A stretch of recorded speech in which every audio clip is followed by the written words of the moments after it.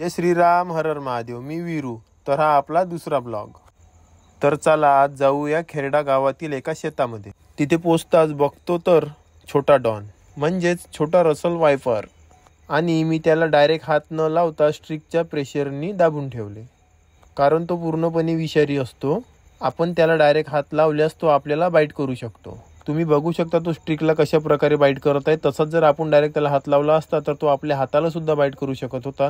मग त्यानंतर आपल्यासोबत अपघात होऊ शकत होता. मी स्ट्रिकच्या मदतीने सरळ त्याचे हेड पकडले आणि त्याला वर उचलले, आणि मला त्या सर्व बाई लोकांना त्याचे तीत दाखवायचे होते आणि त्याच्याबद्दल थोडी माहिती द्यायची होती. मग मी त्यांना पूर्णपणे माहिती सांगितली, कारण त्या शेतामध्ये काम करत असतात तर त्यांना पण याची माहिती देणे खूप गरजेचे होते.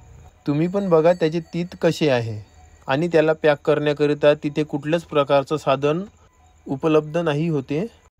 तर आम्ही खूप मोठी रिस्क घेऊन त्याला एका पॉलिथिनमध्ये टाकले.